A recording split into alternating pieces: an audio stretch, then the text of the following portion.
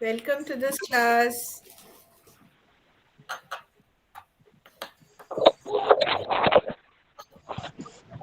So, have you gone through your books, your study material?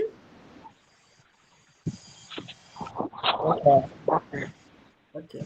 Any points that you would like to discuss first?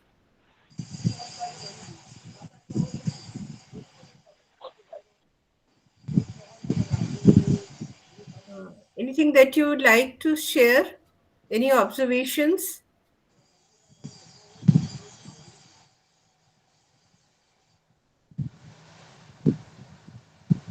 Yes, Bashir, how are you doing?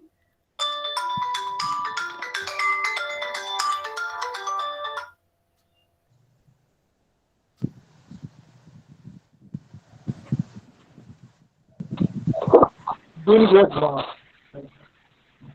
And you? You're fine, you're good? Yes, ma'am. I'm doing good. I'm doing great. And you? All well, everything fine. So now, today I will take up some topics which are related with Indian culture. So, the first topic of our discussion is related with pilgrims or holy places. Now, according to you, what is the link between a holy place and tourism? What is the relationship between a pilgrim and tourism?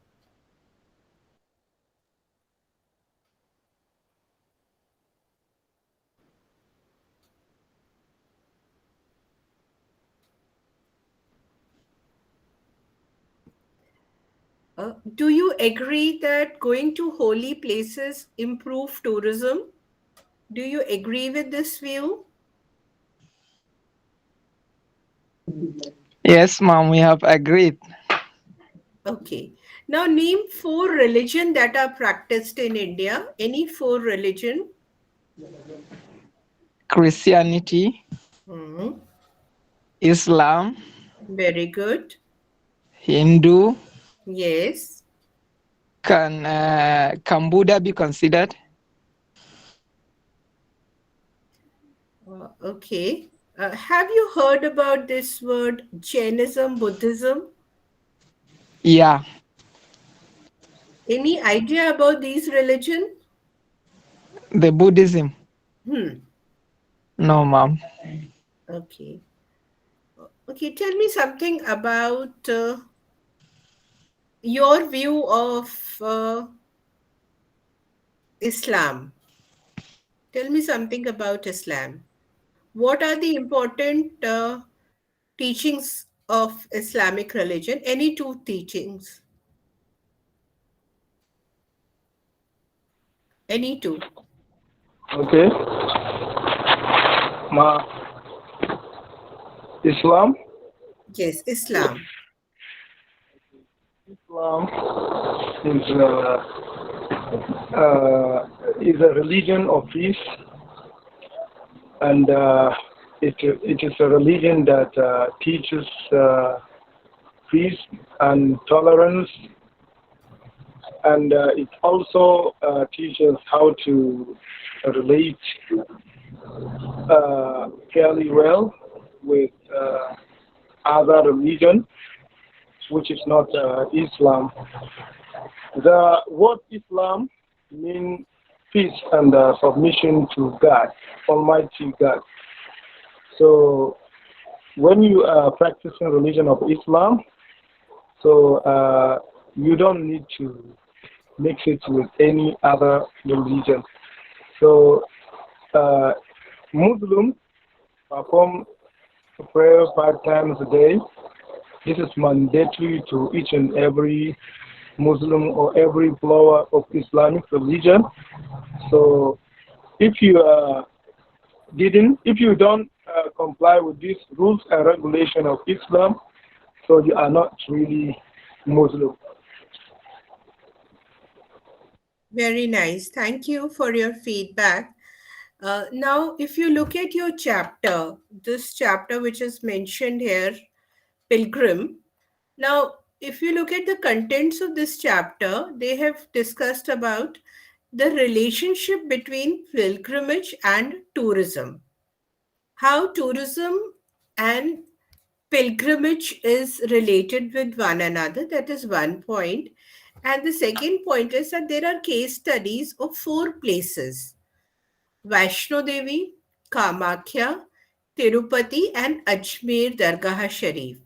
Now, I will just give you an idea about the relationship, and we will discuss one or two places who are important, which are relevant and easy for you to understand from the examination point of view. So, the first and the foremost important thing is that pilgrimages are in the history. You know, when you read any religious book, when you read Quran, when you read Bible, when you read any Hindu book, you get references of some pilgrimages, and in Hindi we call it as Tirth Yatra. Tirth Yatra is a kind of a concept where we take sacred journeys from one destination to another. So that is why you find this word Tirth Yatra here, and it is mentioned in all the religious text. So pilgrimage in history, that is one point. Second, of course, there is a relationship between pilgrimage and tourism. Uh, we know that when we perform a sacred journey to any destination, we give employment to the local people. There is a local area development that takes place. Because when outside people will come, there will be a development of the local area, as well as there are some festivals that are celebrated. So, all this will help in the growth and development of that particular place or a destination. So, in your chapter, they have mentioned specific area development. Now, have you heard about a place called Varanasi? Have you heard about this name, Varanasi?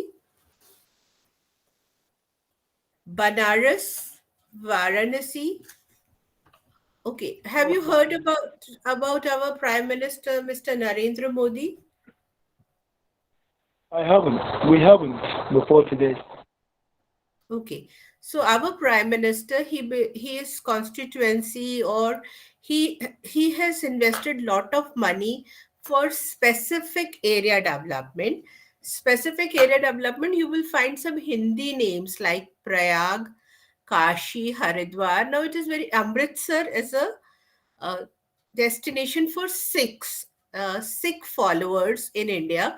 So, specific area development here means that the government of India is giving money and spending money for the development of the infrastructure on tourism sites which are related with pilgrim.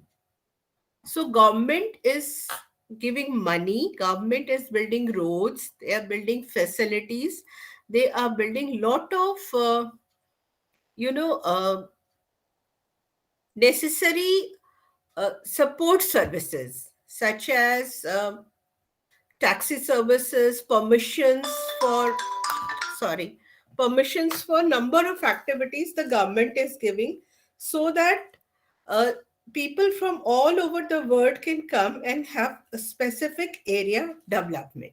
So all these are important components, important issues which are taken up by the Ministry of Tourism in India for the growth of pilgrimage tourism.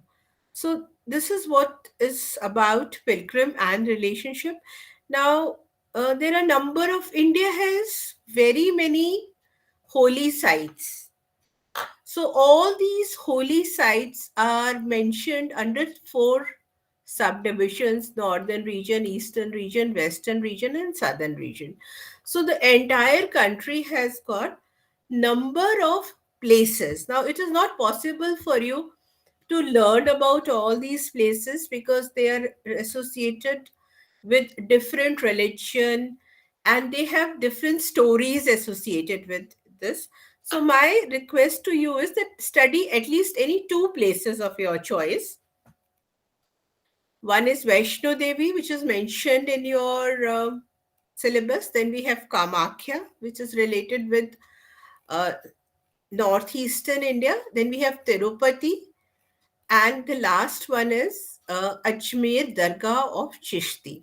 So, since Ajmer Dargah of Chishti is related with Islamic religion, I will just give you a brief idea about this destination and also show you a 2 minutes video so that you will understand how the dargah operates.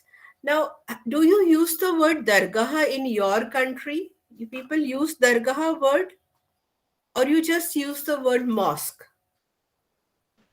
It's mosque we are What using. do you Mosque use? or masjid. Okay. Masjid.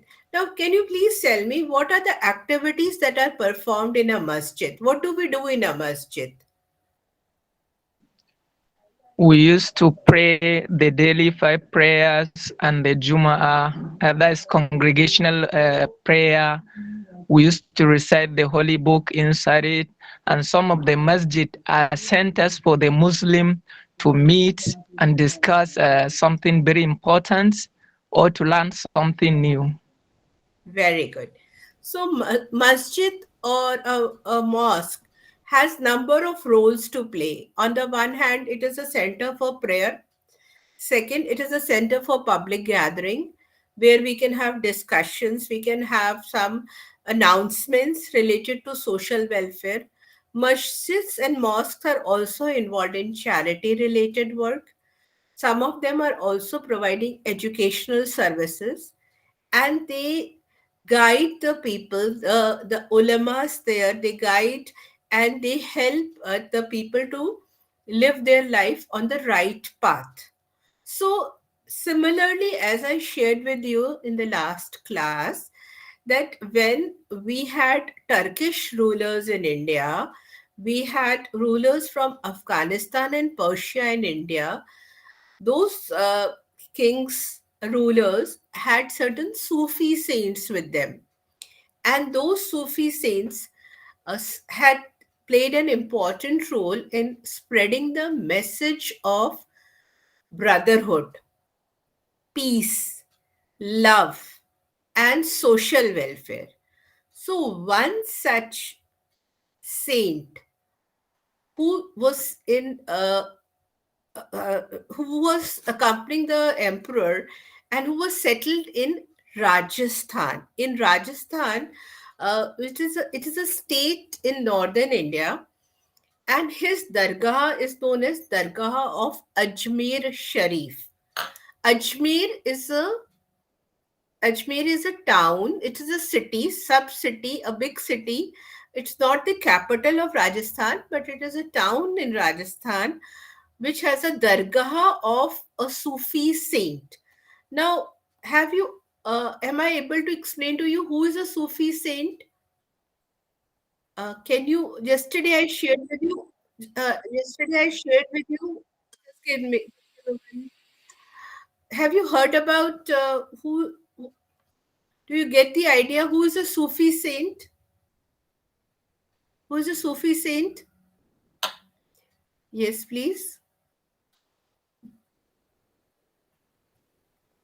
Any idea? Can you tell us, me, who's a Sufi saint? To me, in a nutshell, mom is a person who is considered to be closer to God. Okay, do you have Sufi saints in India also? In your country also? Yes, we have, mom. Okay, so how is it different from going to a mosque? Now, How is it different from going to a mosque? What do you do? What type of activity do you pursue there?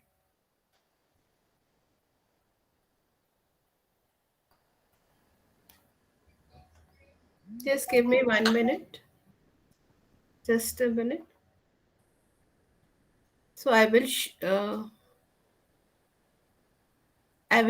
with you a small, just 2 minutes video on Ajmer Sharif so that you will get an idea about what is Ajmer Sharif.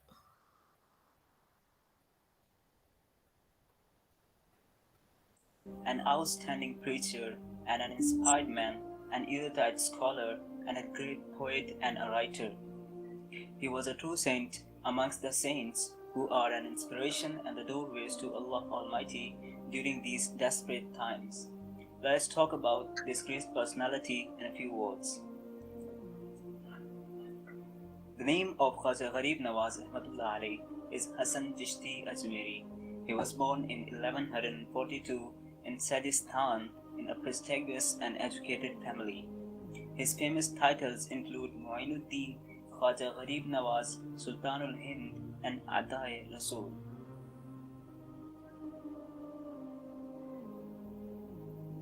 Like a true mystic, Khaja Gharib Nawaz Rahmatullah alayh spent most of his life traveling and acquiring knowledge and in the company of the great saints of his time. He met with his spiritual guide, Hazrat Khwaja Usman Haruni Rahmatullah alayh, when he was in early 20s and made a spiritual contract with him. He traveled and acquired much spiritual benefit from his murshid. His travels also took him to Lahore, where he visited the tomb of Hazrat Shaykh Ali Hajweri, famous as Hazrat Data Ganj Bakhsh Rahmatullah alayh. He also traveled Syria, Baghdad, and Kerman for gaining knowledge. During the visit of Haramain, he Rahmatullah alayh was blessed with the sainthood of India from the blessed court of Risalat and was ordered to serve Islam in India. With his good manners, good character, and speech, he propagated Islam in this region. Hundreds of thousands of people embraced Islam after being impressed to him. How good his character was can be seen in the story. Once, a disbeliever came with the intention of killing Sayyidina Gharib Nawaz Rahmatullah alayh, holding a dagger in the armpit. He sensed his intention through his spiritual intellect. When the person approached closer, Sayyidina Khwaja Gharib Nawaz Rahmatullah alayh explained, "Put your task into action. I'm present in front of you." Having heard these words, that person started trembling. He took out the dagger, cast it away, and threw himself at the feet of Sayyidina Khwaja Gharib Nawaz Rahmatullah alayh. He repented honestly and became Muslim. Through reformation and preaching, he prepared such a group of students and khulafa that carried out the great duty of serving Islam everywhere in Pakistan and India. He also carried out the duty of serving Islam and reforming people through his writings and books. In his books, one can find the mention of Anisul Arwah, Kashful Asar, Ganjul Asrar, and Diwan-e Mu'in. Khaja Gharib Nawaz Rahmatullah alayh approximately spent 45 years serving Islam in India. Finally, this fountain of wisdom, knowledge, and guidance departed this world on 6th Rajab 627 Hijri in Ajmer Sharif, India. His luminous shrine is situated in Ajmer Sharif.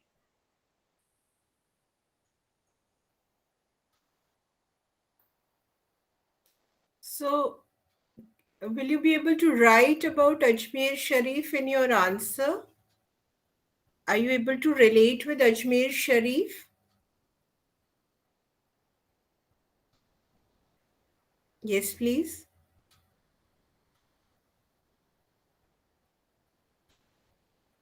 So, what is the name of the saint? Yes, please. Hello, ma'am. Yes. Good afternoon. Good afternoon.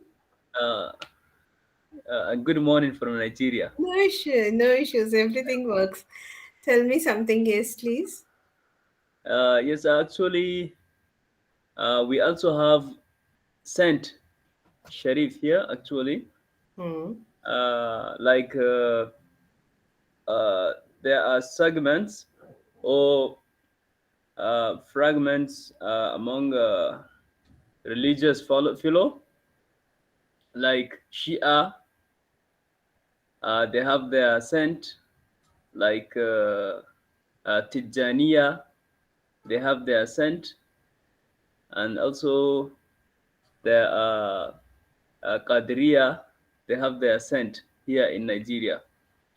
So one most famous figure as that scent is Sheikh Tijani. He is Sharif, and also he is proclaimed as a Sharif, and he is also that kind of what scent. Yes. Eh, So I think you can relate with pilgrim and tourism. So when I come to Nigeria and you're going to take me to his dargah, what kind of a tourism is promoted? Pilgrimage tourism, isn't it? Now, what are the okay. benefits of this form of tourism? It is tourism for peace. First of all, we have to understand that when we are focused on tourism related activities, that too for pilgrimage, it leads to two things. First of all, it helps in the growth of the local area. That is, there is a specific area development, there is peace, there are festivals, and it leads to growth and development of important centers in every country. So if you look at the economy and how economy flourishes, because it is an annual event, most of the urs is the mela or the fair that we have in the dargah of Ajmer Sharif. So in that urs, we have thousands of people coming and celebrating the urs, which leads to a growth of income of the local people, international peace and understanding, and development of infrastructure in the region. So, other than this, any one of you have ever visited or have any idea about Hindu temple, how Hindu temples operate? Any idea? Do you have any Hindu temple in Nigeria? Oh, Yes, okay, tell ma'am. me. Exactly. I have ever. I used to visit Ma because here in Nigeria, especially in Kano, there is some people who follow uh, what they call it, Hindu Swayam Sangathan. Hanji, Hanji Yes, Sanatan, yes, uh, yes. Mm. yes. So we used to go there for something what they called shaka. Ha, ha, ha, Shaka yes. is for general people. Mm. Everyone can go and associate. It is a kind of uh, meeting from which they distribute or they donate do not donate, uh, Yes. and sometimes go for uh, I mean what they call it, orphanage home, and give some donations. And also in Shaka there are plays, games, what they call kel.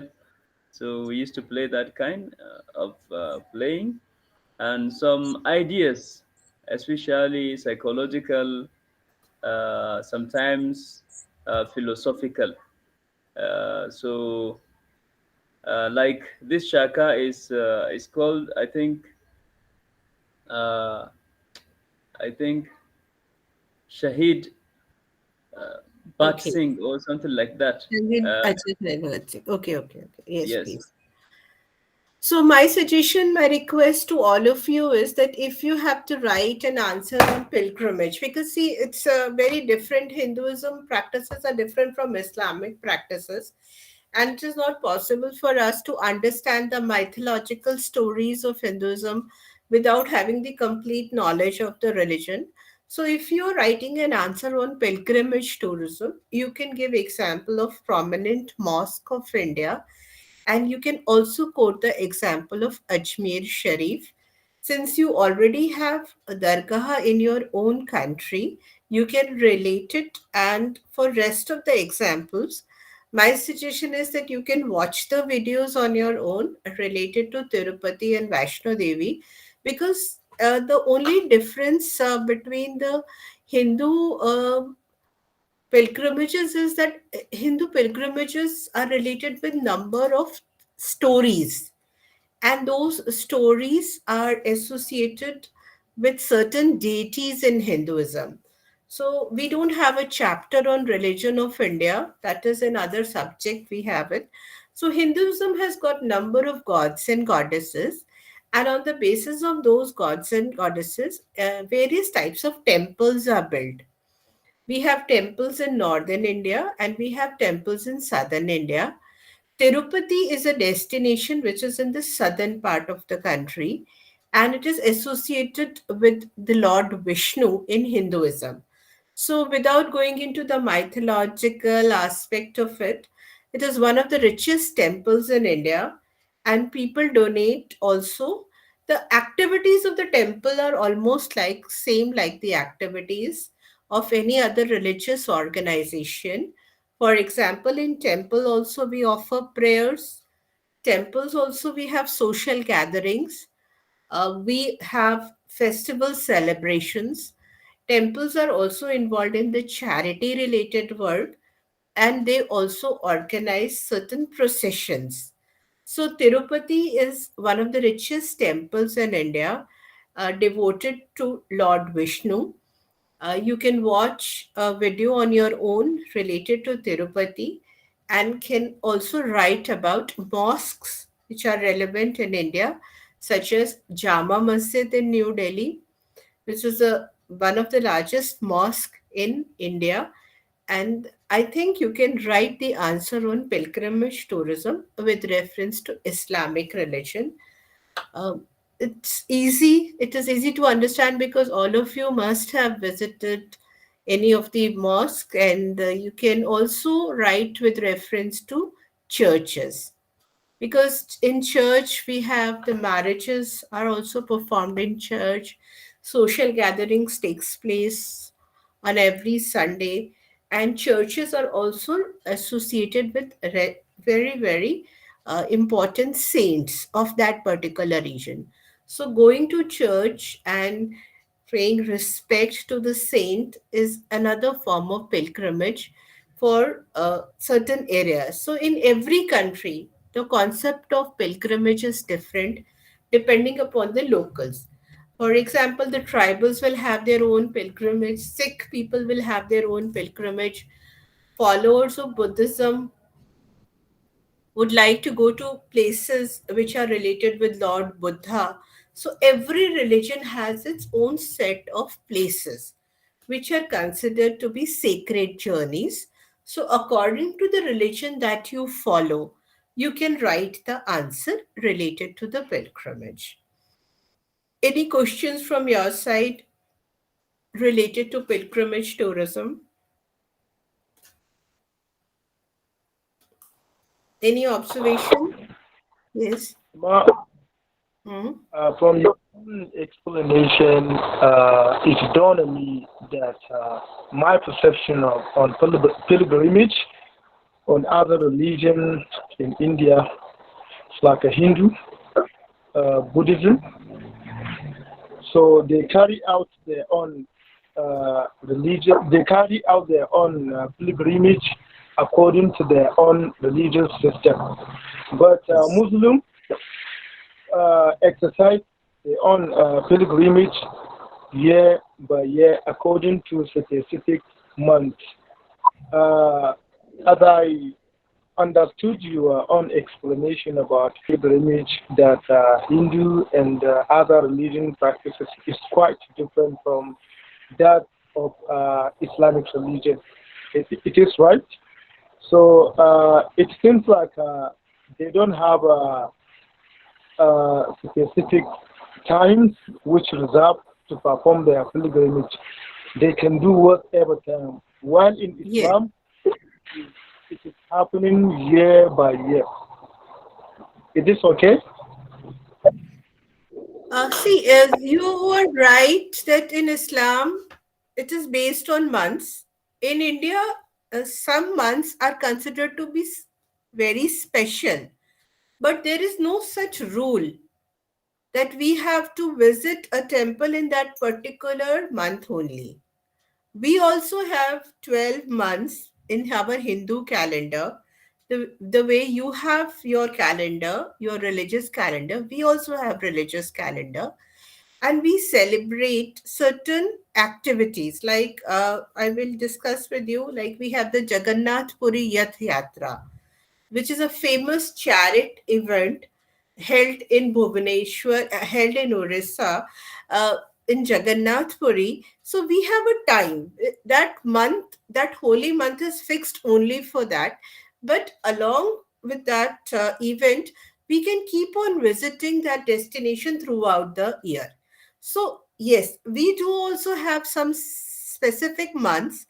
Those specific months are very much important for celebrations of an event, but there is no restriction. We can visit the destination throughout the year also. So it's flexible in terms of the visit, and we get more tourists on that specific month. It is not very rigid.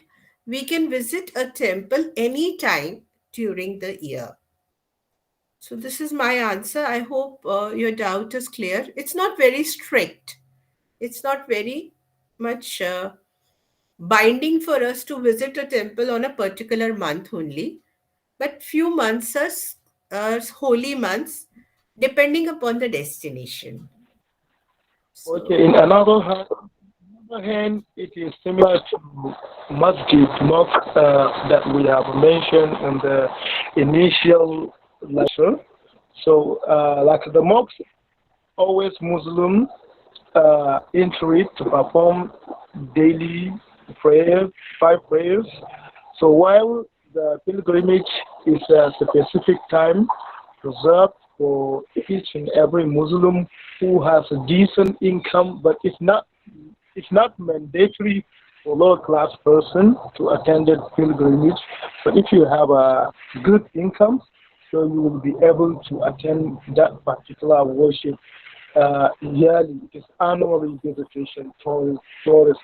While masjid, each and every Muslim must go there to perform 5 daily prayer and make some recitation of a holy book and practice some of the worship related to Islam.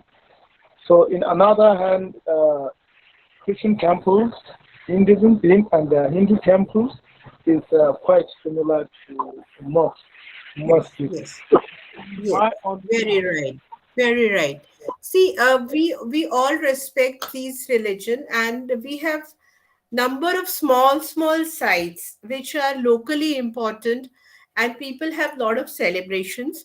So I will now take you to the next topic, which is also very interesting. You will find it very much uh, you can relate with that topic, and that topic is, if you look at your LMS, I am on now block 5, and block 5 I have discussed with you.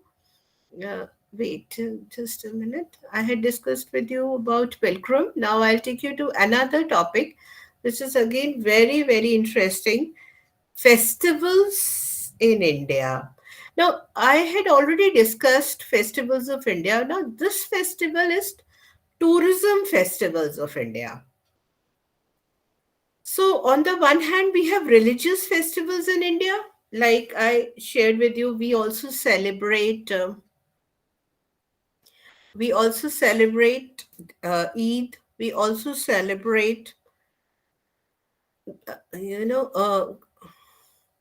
number of other festivals. But we are the one who are interested. We organize some seasonal festivals and cultural festivals. Now, do you have these festivals in your country also? You have these kind of festivals where you have some mango festival or a flower festival or a music or dance festival. You have such festivals in your country? Yes, I know that we have two different kind of festival that is taking place annually in my territory, northern part of the country, which is Argungun Fishing Festival, Yam Festival. That's the only festival I know, but maybe some of us will add more, right? So, what are the important activities during a seasonal or a cultural festival? How do we celebrate festivals? Okay, now I will share with you Okay. about very interesting and very much. Just give me 1 minute. Festival, which is Uh, yes, please. Hello, can I say something? Ah, yes, please. Yes, in Nigeria we have about uh, 30, 30 festivals. Some are seasonal and some are cultural, uh, including the one my brother Bashir Abubakar said. There is Iyo Festival, uh, Daba Festival, New Yam Festival of the Igbo. Igbo is one Kabila, is one tribe here. Calabar Carnival, Ojude Oba Festival, Ofala, and many more. Even in Lagos, International Jazz Festival. So we have many, many here. Okay, so what are the important activities during a festival? Like when we go to a mosque, we pray. We have a Hmm. social gathering. We give charity. Whenever we are writing an answer for pilgrim or for mosque, we write these things. Now, what are the important activities during a festival? For example, there are dance and music competition during the festival. Second, Hmm. anything else that you feel is relevant for the point of view of the festival? Answer. Actually, actually, there is it is a kind of conference just to know each other, to know one another. Hmm. Peace will Hmm. overcome all of meeting. I mean, Hmm. so something like that. This is another benefit. Very good. So it is a Yes. time for festivity, it is a time for social gathering, for having good food, entertainment, shopping, dance and music shows, as well as participation in the festival. For example, if you look at this boat race festival, this is a festival which is performed in the state of Kerala. So it's again an annual event on the day of Onam. Onam is a crop related. It's a activity which is related with cropping system. Also, it is significant from the point of view of a ruler of the that particular area. So we have boat race festival. We have mango festival in those states where mangoes are very much popular and are grown in number of varieties. This festival is also organized in New Delhi. Then we have garden and flower festivals, especially you know that in Jammu and Kashmir and in Himachal Pradesh we have very good flowers. So garden and flower festival. Then tea festival in Darjeeling and kite festival in Ahmedabad. So these are seasonal. Means that if there are mango season, then we will have mango festival. When flowers, for example, in the month of February and March, we have flower festival. Then tea festival and kite festival is always performed in the month of January. So these are seasonal based on the climate. Then we have cultural festivals like Elephant Festival. This is organized in southern India. Then we have Desert Festival of Rajasthan, dance and music festivals, religious melas, and in Ladakh also. When Ladakh is open for 4 to 6 months only in the year because it is at a very high altitude.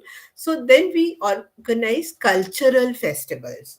So in cultural festivals, we try to share the local cuisine, the local handicrafts, the dresses associated with that area, as well as the cultural attributes of that area. So, any festival that really you like in your country or you have attended, anyone? Cultural festival, seasonal festival. Do you have any seasonal festival in your country which is related with climate? Or you have, Yes, ma'am. Good morning. good morning. Can you name? Uh, yes, Yes. yeah, yeah. We have a seasonal festival in Nigeria, Okay. which is taking place in Kebbi State. There is Argungu Fishing Festival. That festival is is a festival that used to take place in recognition of the ending of fishing season. Okay. So very Usually, nice. So usually, yes, yes. yeah. Yes. Any other Usually people, yes, please. yes. Fishermen used to participate in that festival, Okay. festival to in a race to catch a big fish Yes, fish or festival. something like that. Some cultural activities used to display here. But the purpose of the festival is to just mark the end of fishing season, and there is awards given at the end of the event. Anybody that is opportune to catch a big fish will be recognized by some elites that already attend the festival. Okay. So you have now understood that concept of festival. You have discussed with us about cutting of fish. It is considered to be sacred. So in India also, India is very vast. It is very much diversified. And this kite festival of Ahmedabad is one of the most popular and one of the most visited festival as far as international participants are concerned. We have we have uh, participants from different parts of world coming to kite festival in Ahmedabad and participating in the kite festival. Just give me one. So I will just show you for 2 minutes only. I'm not taking very big, long videos. I understand that that will not be possible, but just I keep sharing with you 2 minutes video so that you have a glimpse of it, and rest of it you can study on your own. You can look at it. So I'll just share with you the kite festival. Just give me a moment. Is So it that Makar Sankranti?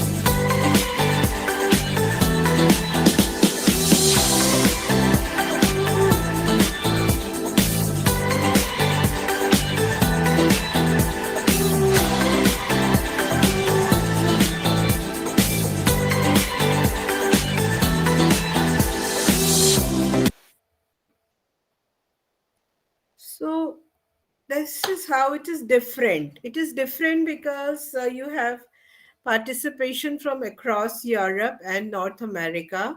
You have kite lovers coming. Every year it is celebrated on 13th and 14th of January, 13th, 14th, and 15th of January in the state of Gujarat, the capital Ahmedabad. And in Ahmedabad, we have this international kite festival, and it is visited by thousands of people. So this is a seasonal festival because the state considers it is known as the word Uttarayan. Uttarayan means a time when the direction of the sun is towards Uttar, that is northern India. So, in such a when there is a change in the direction of the sun, the harvest crop is ready, and to celebrate the harvest season, also this festival is organized. So, what we have learned is that this festival is of two types. The first type of festival that we have studied is it is related with season. And when it is related with season, then uh, what happens is that it is related.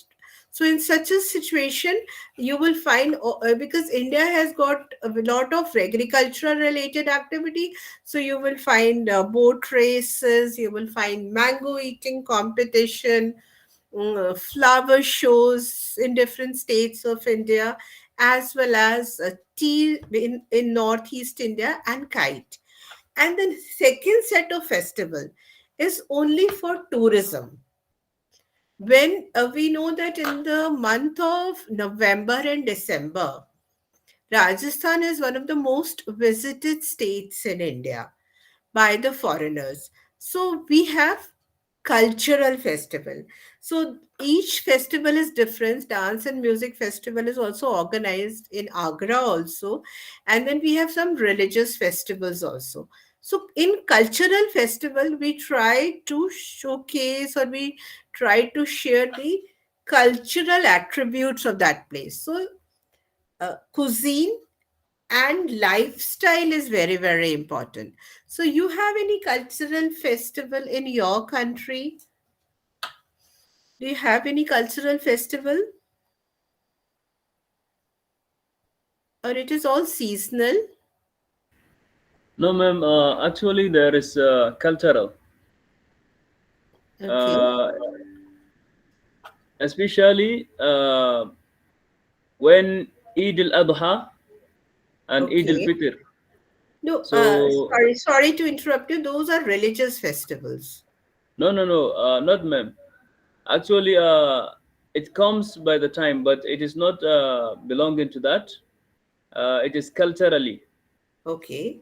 Yes, it is cultural, but only they fix the time after the Eid al-Adha and Eid al-Fitr. Then they do it because it is our traditional ruler here, who is the king who is organizing that. Oh, So people from different local government come with many horses, so many horses, uh, well ornamented. They beautify themselves with good very dress in our traditional dress, with swords and that I mean, what they call it, the bow and the arrows, very good. uh, spears, and many more. So at least you can find around thousands of horses, all ridden by people. Oh, So they are going to visit from the house of the king. They will be following by road to the house of the mother of the king, to the government house. Then they come around and come to the starting point, that is king of the house. Then the king will sit, and some other fellows riding on their horses will come to show how good they are in driving the horses, something like that, race after some certain hours. And also tomorrow in the evening, there are another show for that, up to 4 days consecutively. Yes, that's what happened. It's the best I think it's the best festival in Nigeria. You can browse and see the idea I'm trying to tell you, but I've got the maybe idea. Now, yes, see, yes. what is the difference? Now, if we look at the Desert Festival of Rajasthan, what Mm. you have mentioned right now, that in the festival there is lot of royal patronage, the king, the important rulers, the important members of the society participate. There is a traditional dress that you all wear. The participants have bow, arrows, swords with them, and you have a horse related activity. Now, in Rajasthan, in India, we have camel.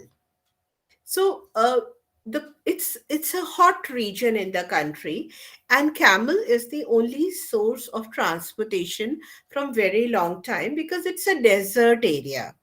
Secondly, when you are living in a desert, you will be having big turbans on your head because to protect you from the heat wave. Third, the people they use heavy ornaments in Rajasthan also. So the desert festival of Rajasthan is very popular among tourists, and this festival is similar to the festival that you celebrate. That there is a royal patronage associated with it. The people, local villagers participate in the desert festival. The local handicraft is sold during that time. We also have competition like camel race competition, and we also have swords and arrows, but they are different because your country is different and this country is different. So you have given us a very good example about your festival, and since its festival is the most popular festival among the tourists visiting India, so I will share with you just 2 minutes video so that you can understand, you can relate this with your own festival also. Just give me 1 minute, please.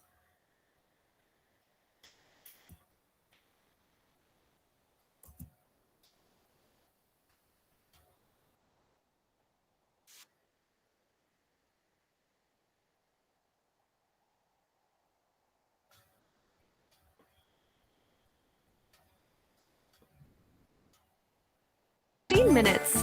Get a fruit facial light glow with Lakme sheet mask. Lakme reinvent.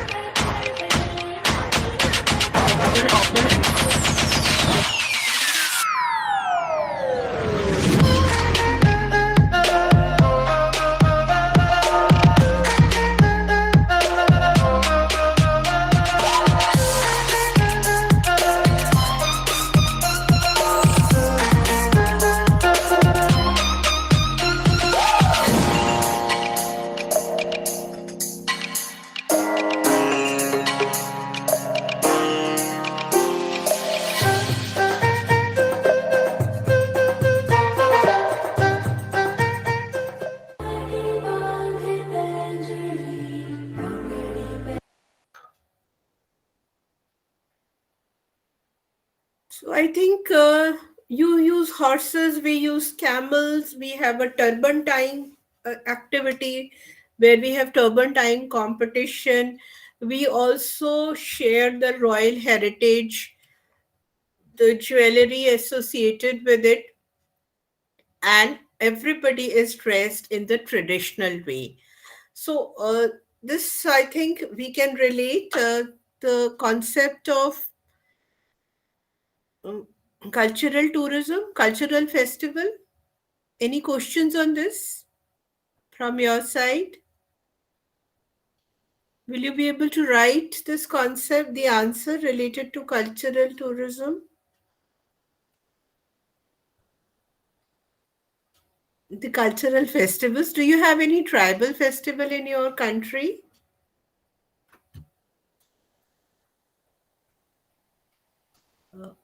So, any one festival, is it possible for you to explain, or you would like to write from your country's point of view? Whatever is convenient, the understanding should be that seasonal is related with climate and cultural is related with lifestyle. So, when the climate is good, we have mango festival, tea festival, and when we want to share the culture of the place, then we have dance and music festivals and desert festival. I don't think so. It's very difficult. Is it okay with everyone? Yes, ma'am, but I have some doubt. There is Yes. something I didn't get it. There is one festival we do here in Nigeria. That's Yam Festival. Okay. The festival, they used to do it usually in the month of August. Am I audible? Yes, you're audible, Hamza. Yes, please. Okay, okay. They used to do it in the month of August, Hmm. and different communities used to attend the festivals. They perform dance, songs, drama, and some cultural shows. Okay. So I don't know, can this festival be considered as cultural or seasonal? It is Because they cultural. used to do it in the month of August, every August, early August. But it is not uh, every August is the date that is fixed. But what is the objective? What is the core objective? Is to display the culture. Yes, ma'am. So it's a cultural festival. Okay. Seasonal is like, do you eat mangoes in, you must be eating mangoes in Nigeria? Yes, ma'am, we are In eating. We which have it month, plenty. in which month you eat mangoes there? Hello, ma'am. Yes. Uh, Actually, I would like you uh, share to browse that festival I'm telling you regarding Nigerian Royal Festival. Okay, I will go through I that would like you festival. to Okay. check. Yes. I will give you my feedback on that festival tomorrow then. Okay, Because ma'am. I'll go through that Royal Festival and then I'll give you feedback. But in general, Mango Festival means season of mango. You can't have Mango Festival in December. In which month do you have mangoes in, you eat mangoes in Nigeria? Both the northern and the southern part of the country, but it is more plenty in the northern part of the country. Okay. So is it available throughout the year or you have a season for No, it? no, it's seasonal. It is not throughout there. It's seasonal. Okay. It's So, seasonal mostly, but still, now as we are in winter, hmm, we still have it somewhere because of kind of breeding uh, and many kind of ways to plant the mango. So we still have it now, but it is plenty in the summer. it's plenty in the summer. So in India Yes. also we organize it in the month of summer only because we eat mangoes in the month of summer. And India has a very good quality of mangoes, and India exports also mangoes. So we organize it in the month of summer, the mango festival. So it's a seasonal. I will go through your royal festival and I'll give you the feedback tomorrow, how it is organized, and you can Yeah. write It, about it it. is very, very, very beautiful. I would like you to come to Nigeria once to see it. Ah, thank you. You will Thank never you miss it so much. again. Yes, I will. We will definitely meet one day in Nigeria and we'll try and participate also in your festival. See, now I'm feeling so happy, so good that you are getting an idea about the subject. This subject is not at all scary, it is just using our intellect that how tourism is a tool for growth. Now, the next topic that we are going to talk about is rural tourism or ethnic tourism. Now, villagers, people living in the villages, they are not having lot of employment opportunities because they are not highly educated. Some of them are very good in craft work. Now, what are the topics we are going to discuss in next 1 hour is how villages can be used for tourism activities.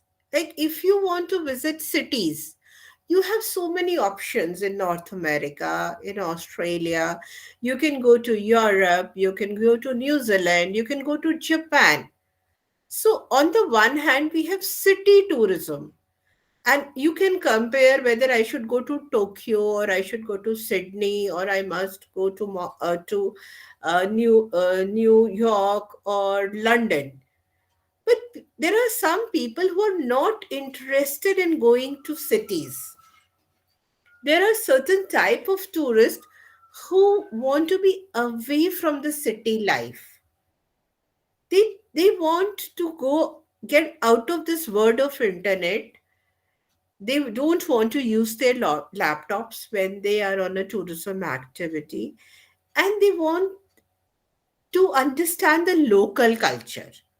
So if I am coming to your country and I am a different type of a tourist, and I request you, please take me to a village in Nigeria because I want to understand your cultural dynamics. I want to sit with your people, with your family, with and I want to learn your songs, your religious songs. This is my objective of tourism.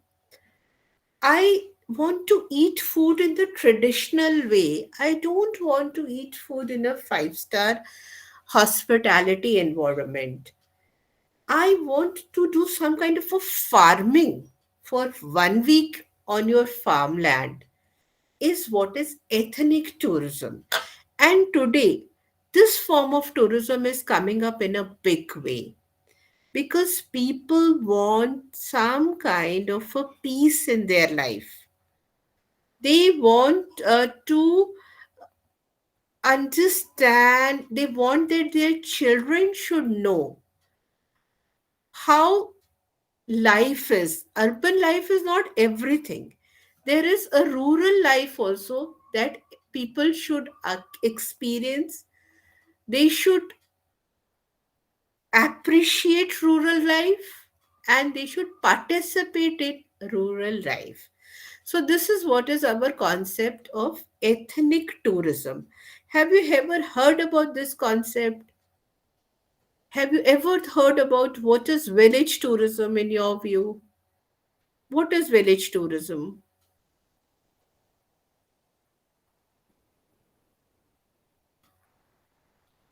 Do you have this concept? Because in India, we have this concept. We have identified 50 villages in India for, for ethnic tourism. Now, what is ethnicity? What is ethnic?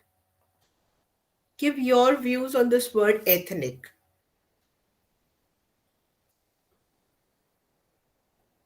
Ethnic means original, ethnic means genuine. What is ethnic? Just your view. Okay, what is rural? I'm using the chat box. Do you have villages in your country? Do you have villages? Yes, we have. Yes, yes.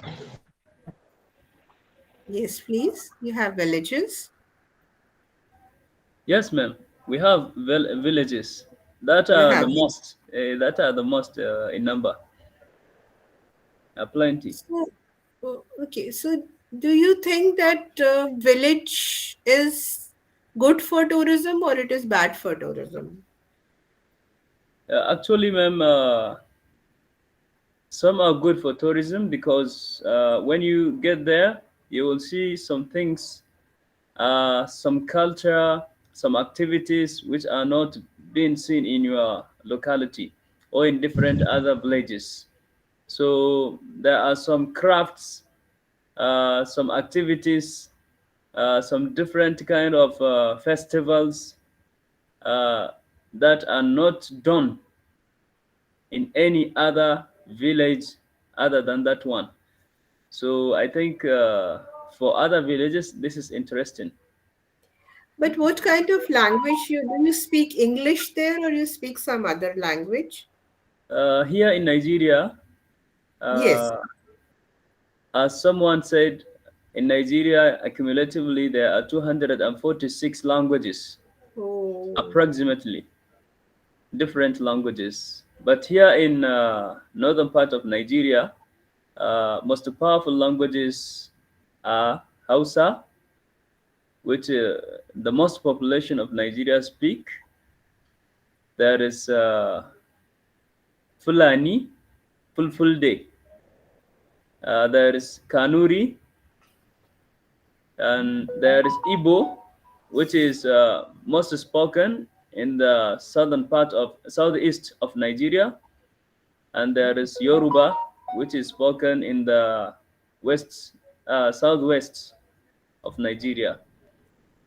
So, first most spoken language in Nigeria is Hausa, then Yoruba, and Igbo.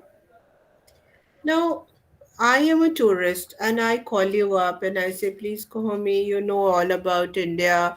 I want to come to Nigeria and I want to visit a village. Now, how will you plan my village tour? Because I don't know your language. And I am not aware and whether the villagers in your country will like my visiting their place, they will appreciate or they don't want tourists.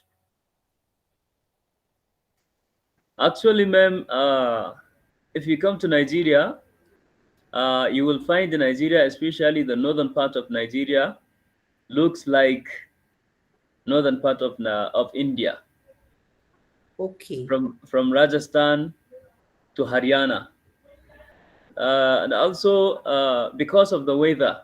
You know, we have the same weather, uh, summer, winter, autumn, and other things. So, and also only your Tapman, your temperature is more higher than ours here.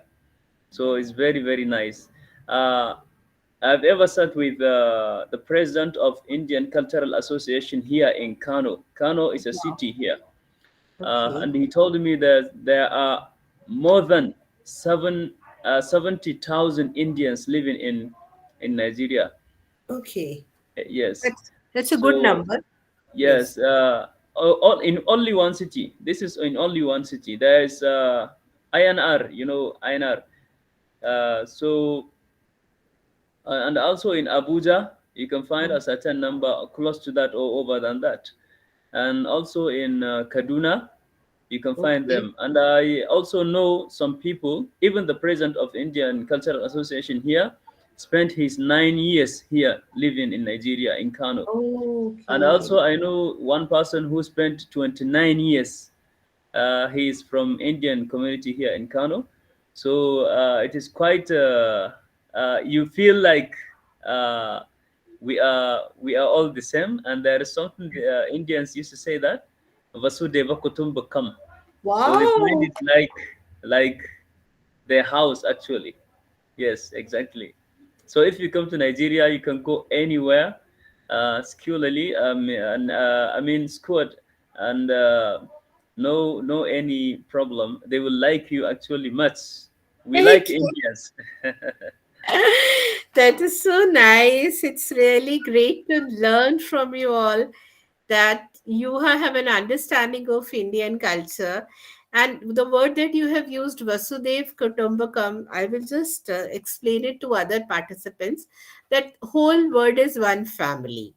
That is what is the Indian concept that we respect and we love every religion and every nationality.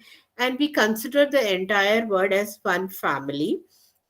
So, in this chapter of ethnic tourism, the writer is trying to share with us that this is a kind of tourism which is away from the city life. So, it doesn't have the features of city life. Second, it is different from cultural tourism. How is it different from cultural tourism? Because in cultural tourism, you visit forts. You when you visit a fort, when you visit a mosque, you don't directly deal with the local people. For example, our friend Kohami, he was in Agra. So if you're visiting a fort in Agra, you don't have much interaction with the locals. You meet the local tour guide and they give you an idea about the destination. But in ethnic tourism, when I'm going to come to Nigeria, I want to stay in your village. So when I'm going to stay in your village, I need one local person also. So role of middleman is very, very important in this form of tourism. This middleman is the bridge between uh, the tourist as well as the local economy. So it helps in the economic benefit. The villagers benefit from the coming of the tourist. It is good for cultural revival because you're going to revive culture in different ways through tourism. You will like to organize your festivals and other things, but also it can have some negative effect of such kind of tourism can be can be this commoditization. What can be the negative effect if lot of foreign travelers start coming to your country and start visiting the villages? What is going to be the negative impact? Any observations from your side? Will it be always positive or there can be some negative impacts also? Ma'am, I think Bashir, there Caesar, will any be some observations from your negativities, side? uh, especially. Hello, ma'am. Yes, hello, please continue. Yes, Yes, it may be some kind of negativity is very big. Uh, they will stop importing from rural area to urban area in bulky like it was before, because they will, and also the economy will be degrading, because they will buy it in a low yes, price. yes, Yes, very good, very good. yes, Yes, exactly. yes. So And then, due to the I mean I mean in acquirement of knowledge by the rural people. um, yes, lack of knowledge, I mean. yes. So I think yes. So, and then they have mentioned that the natives assume artificial behavior. So, when I am coming to your country, I can speak only English language. I have no knowledge about your local language. And as you mentioned that you have so many linguistic, so many languages spoken. So for me as a tourist, it's very difficult. So I need a middleman. I need a travel agent for this kind of a tourism activity. And this middleman should be very honest person who has an understanding of cultural differences. He should not be manipulative. He should not oversell the destination and should not overcharge. Because, see, when I am coming to your village, my objective is understanding your custom, understanding your way of life. But I cannot travel directly to the village. I need some local person to be with me. And this local person is going to make money from the tourist. He's going to charge me that, okay, madam, if you want to be in one of the villages of Nigeria for 4 days, 3 nights and 4 days, you will stay in a village hut. I will take you to the village around. You will observe how farming is done in the village. We will organize a cultural event for you because you are a foreign tourist, and you can talk to the villagers, but you need someone who will help you out. So I am your middleman. So generally, the middleman is an escort or a tour guide who's hired by a tourist during his stay in a village. So this form of tourism is again a specialized form of tourism which has both the positive and negative impact. In India, we have some fairs like Pushkar Fair. Pushkar is again a place in Rajasthan, and we have a special fair where the locals also come and the tourists also come, and the activity is organized. We have a bridge festival, number of fairs are there. So my objective is that, have you understood what is ethnic tourism, what is village tourism? Any questions on this topic? What is village tourism and what is the role of middlemen? Yes. Mohammed, anything from your side? Yes, ma'am. Yes. Bashir, what is ethnic tourism? What is rural tourism? Yeah, as I understood ethnic tourism, I think it's just Yes. a kind of tour men with experience, culture of a Hmm. people, race, tradition, and Yes. their custom. That is the Yes. purpose of this particular tourism, ethnic, in my understanding. But if there is some light you can shed, so I'll be welcome. Yes. What was the last point you said? You have understood what is ethnic tourism, but the role of middlemen is very important. Role of the tour operator is very important in the case of ethnic tourism. So please read about it. And if you have any doubts, we have the last class of this subject on Monday. So we have two more classes to Friday and Monday. These are the two classes that we have 4 hours more to discuss. So whatever your doubts are, you can use chat box also. You can raise your doubts so that we can have a discussion on the subject. Now, have you started writing your assignments? Do you have assignments in your program? Honestly, ma'am, Yes, from we my have. side, no. But you have to write, my dear, because see, when we are having these classes, if you start writing, you can clarify your doubts also, isn't it?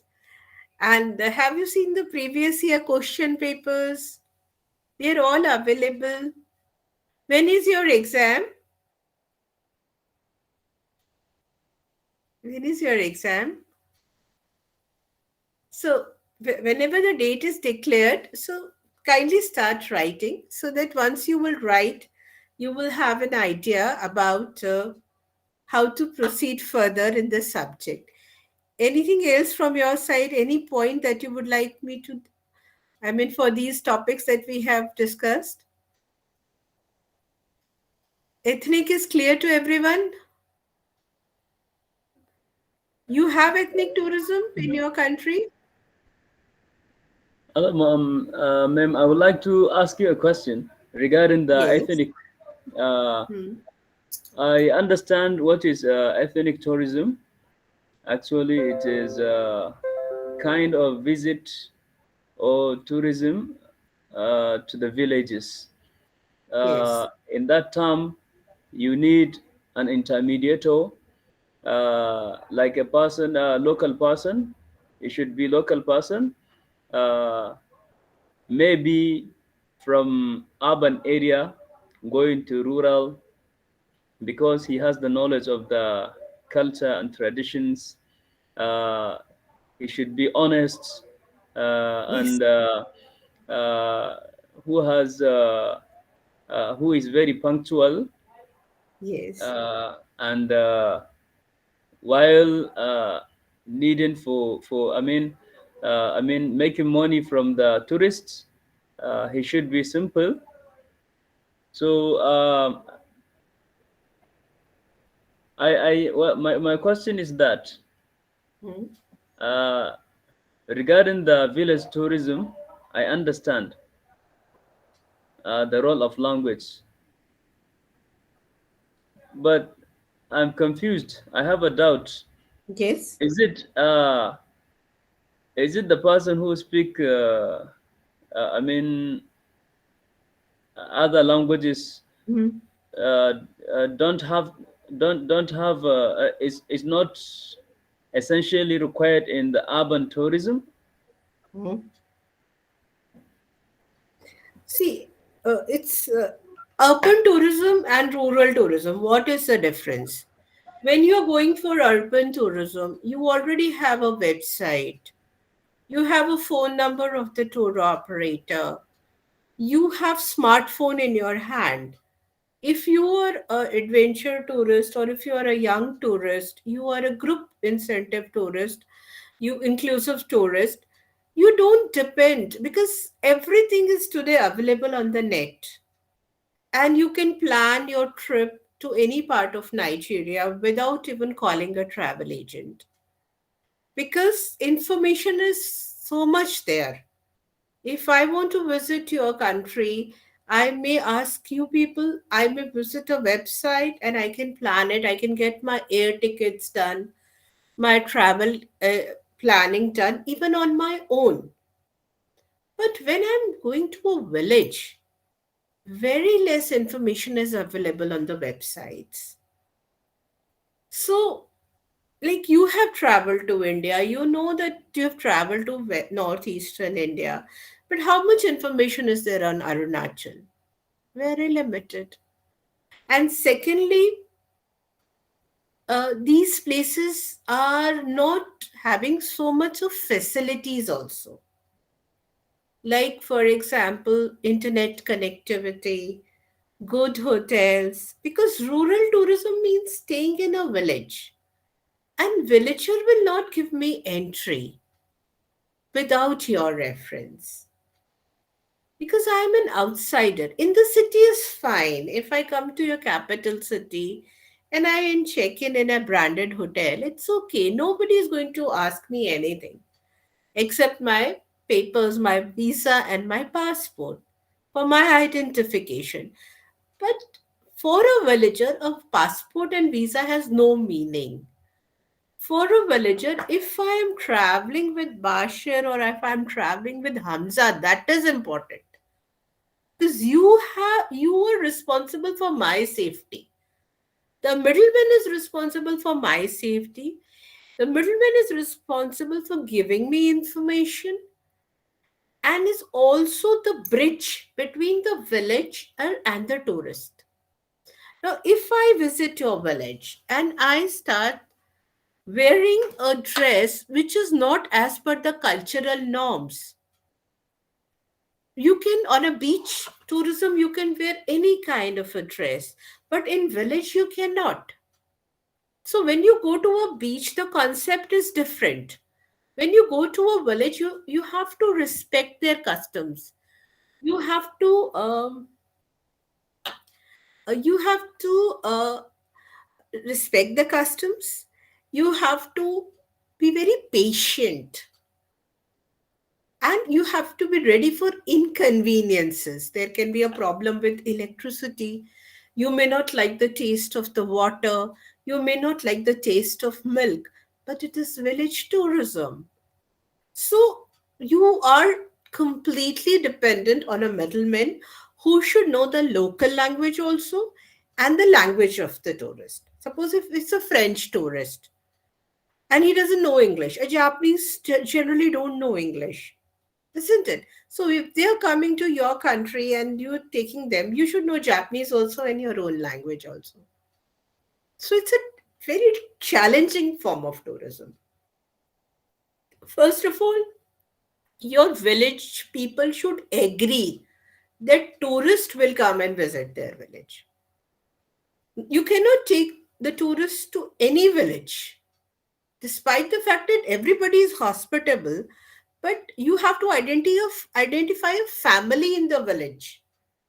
Where are you going to put me? That family should have a separate room for the tourist and separate facilities for the tourist. I will eat the food cooked by your family, with whom, as a middleman, you have, connected me. But again, the food is different. Your food and our food is different. Even urban food and rural food is different. So, this kind of a tourist is a very specialized kind of a tourist who requires the support of the localites. And the local person should be very educated, like you, who understands the cultural differences and who keeps on telling me, ma'am, this is good, this is not good. The villagers will appreciate this color that we don't like. For example, there is so much of psychology related with color. Black is good in some culture, white is good in another set of culture. So, what should I wear? Should I wear black? Should I wear white? You have to tell me. Because in India, red is considered to be very auspicious. On all the important occasions, red color we wear in Indian weddings. Christian weddings, we wear white color. Islamic weddings, we wear black color. So you as a middleman will tell me, ma'am, this color is good. This is appreciated. Numbers. 13 is considered to be unlucky in certain cultures. Some cultures, 9 is considered to be good. So there's a difference in cultural diversity. So all this is taken care by the tour operator or the middleman. But again, in India, we have identified 50 villages in India who are developed for the purpose of rural tourism. And in these 50 places, you can see on the website and you can stay in the village and experience the local culture there. So the government has given money, funds to develop village tourism in that particular area. So I hope I have answered your query. Yes, ma'am. Thank you so much in abundantly. Okay, now next is again a very, very easy and a simple topic, not at all tough. I think you can give me examples from your own country. What is a craft? What is your understanding of a craft? Just give me 1 minute. Craft and folk art. Do you have craft culture in your country? What is handicraft? What are the examples of handicraft?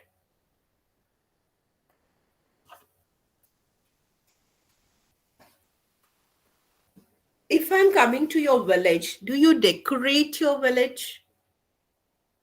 Hamza, you will decorate your home if I come to your home? Bashir, Yes, ma'am.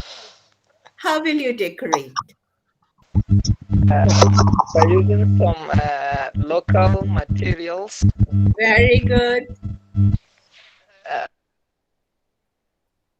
Local material. Okay. Yes.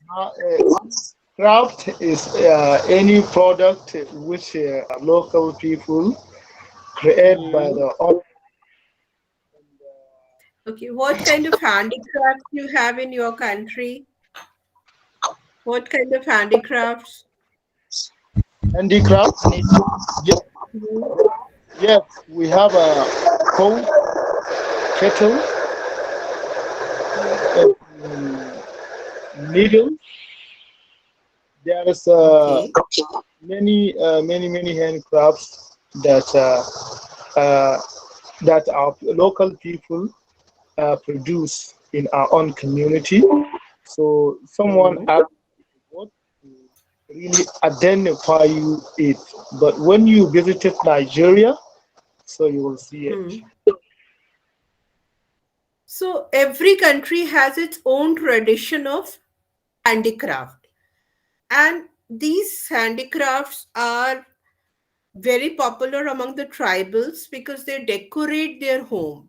Now, in this chapter, what they have tried is that they have tried to tell us that they are important for tourism point of view, but they're losing because urban tourism is increasing in great number. People want to visit only cities, so they are, some of them are becoming languishing craft in the sense that they are using relevance and popularity among the public. So, what is our duty as ambassadors of cultural tourism? We should promote the craft of the particular area or the state. We use craft for house decoration also whenever there is any important festival, any important occasion, local practices. So, we use these handicrafts for the decoration of our houses or local area. And we have handicrafts in the natural habitat also, because natural habitat here stands for the cave paintings. The paintings that people do it on mountains and all is craft in the natural habitat. Then we have the zonal cultural centers in India. So in India, we have a concept. If you look at the past question papers, you will get a question on Shilpgram. Shilp means handicraft and grams means village. So we have a Shilp Gram, a handicraft village in Udaipur, Rajasthan, which is which depicts the handicrafts of that particular region. So I will share with you what is the concept of Shilp Gram. Then you can tell me also that whether you have similar concept in your country or not. Just give me 1 minute.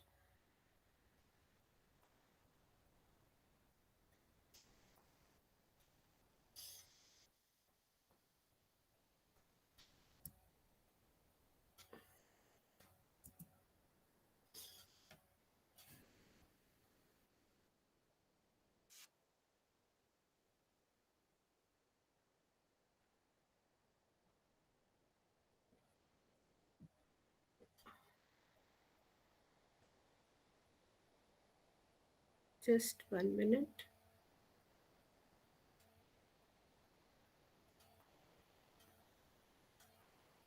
We'll stop this.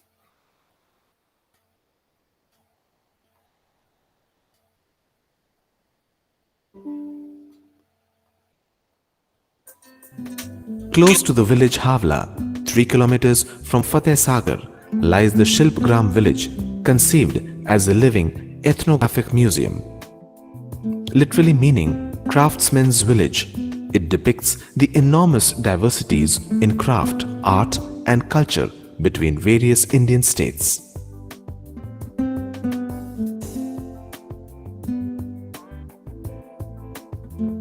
The complex setup in the lap of Aravalli Mountains comprises of 31 representative huts of the member states.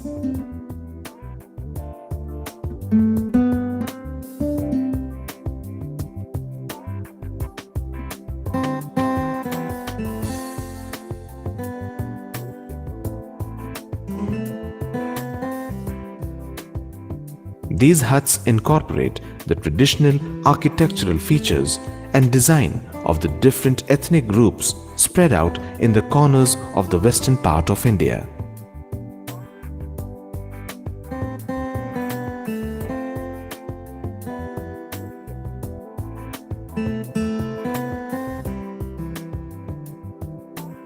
The huts are built with the traditional building material brought from the concerned region and built by the same people using these houses to preserve their authenticity.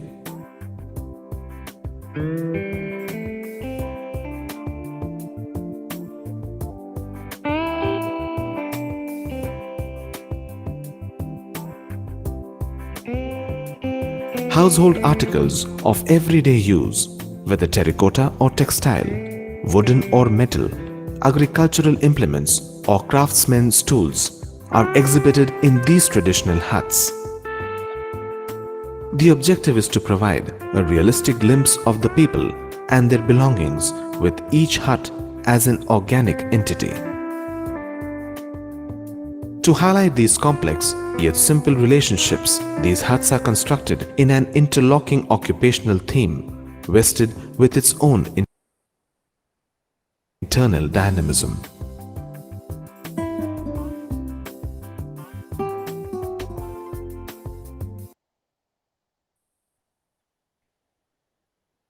Okay. Do you have any such activity in your country also? Do you have any such zonal cultural center? Yes, ma'am. Okay. Uh, as I Yes. there is a lot similarities between this one that we have just seen and the one we have here in Nigeria because the buildings are the same. Here Okay. also they use wooden materials for day-to-day housing activities, and for farming activities the tools are almost the same. Okay. So then this is easy for you to write. That means you can relate with this concept.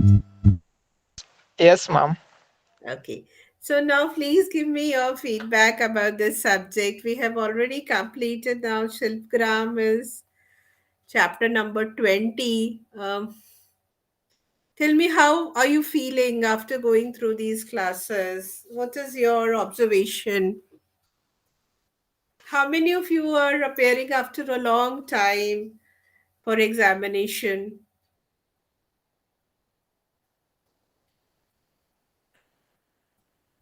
You are able to understand these concepts. Can you write it? Any observations from your side?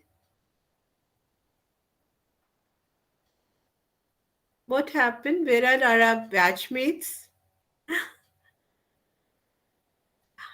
Okay, Sagir, how are you feeling about the subject?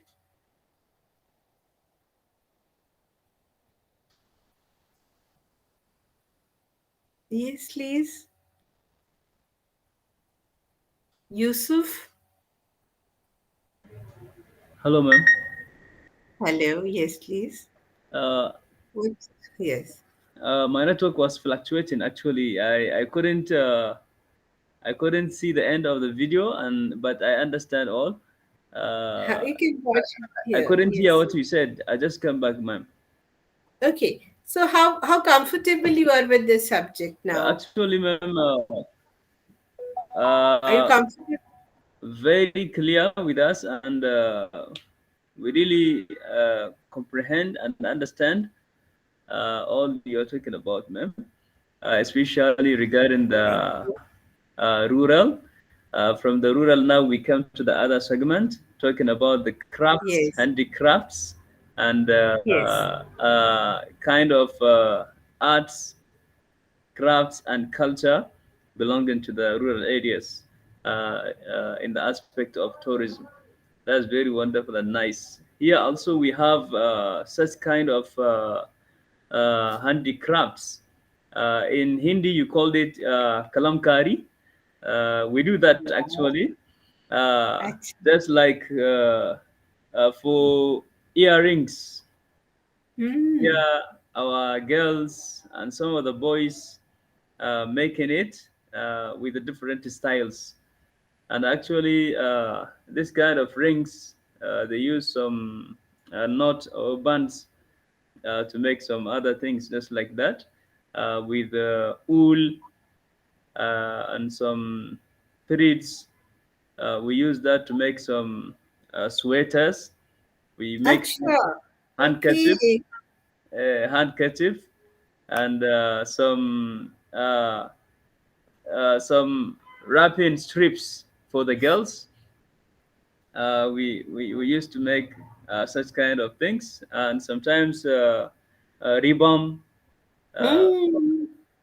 so many other kind of handicrafts, Oh. and also regarding the shoemakers, there are some Mm-hmm. people who use that leather to make Mm-hmm. beautiful shoes. Some are cover shoes, some are half shoes, Oh, okay. You and have some also shoemaking in your yes, country. yes, yes. We have that kind. Very Hmm. beautiful. Hmm. We even have. uh, what can I call it? The painters, and I have Mm, some people who create sculptures. So okay, that's yes, interesting. yes, That's really exactly. interesting. Yes, exactly. Wow, so we have so much similarity between Nigeria and India. See, cool. Exactly. And Really. some kind of that uh, crafts. I think there is something like what can I call it? Calabash. You know calabash, what? Haha, Kalavashi. Calabash. Huh. So we have different type of that calabash. Like I see that in India, and Yes. what can I call that kind of mat you Huh. make with Yes. kind of we call it in our Hmm. mother tongue. Uh, Kaba. Who can help me, please, to tell the name of Yes. Kaba in English? Yes. Yes. Yes. So you use that actually, and mat, some kind of mat uh, that will be spread on the ground on the floor to sit down on it. So Okay, we so you have very good handicrafts, and it is yes almost similar to that what we do in here also. exactly So it's a very scoring topic for you, I think, for those who are yes attending the class. You can exactly relate it handmade, anything which is made with hand, with natural fiber, with natural colors and natural settings. All these are the features of handicraft, and that means you have very good textiles also, yes exactly stonework also, woodwork. You mentioned about sculpture. That's yes something amazing. of course. And everybody will. Okay. Some So are made that's with woods, and some are made with what they call it, clan. okay, plant. Okay, Yes, okay. That is interesting. So we have come to the end of the fifth block. We have eight blocks in our syllabus. So the 20th unit was on the craft and the art. So we have completed five books so far, and we are left with three more books. Those three more books are also related with a lot of festival activities. Now, one point I wanted to like, we have now the handicrafts, we have studied about festivals, we have studied about rural tourism. But suppose if you want to recreate Nigeria, you want to come up with an exhibition of Nigeria in India, and you want to celebrate Festival of Nigeria abroad. Now, I'm trying to introduce the topic to you. Festival of India abroad. A cultural construction. That is what is the name of the topic. Just give me 1 minute. Festival of India, a cultural construction abroad. Let it be there. This is what is the topic. Now, instead of using the word India, let us use the word Festival of Nigeria. And you are going to organize a Festival of Nigeria in India. So, obviously, you are going to call people from Nigeria. You're going to plan a festival. You're going to plan a festival of Nigeria in any country of the world. So, you have shared with me that you have very good handicrafts. You have also discussed with me that you are followers of Islam. Third, good, you have a very good culture of dance and music. You have your weapons and your swords. You also have your traditional dresses. So, if I give you a responsibility that all eight of you please do one thing, you please organize a festival of Nigeria in India. Try to recreate your country through exhibition, through some events. What kind of a planning will be required for such a festival? You want people to come to Nigeria, and for that you are planning to have a festival of Nigeria organized in any of the foreign country. Is the concept clear? Is it clear, Sagir, Hamza? Yes, ma'am. Okay. So now, what kind of effort will be required? You are not in Nigeria, you are in India, but you are organizing Festival of Nigeria in India.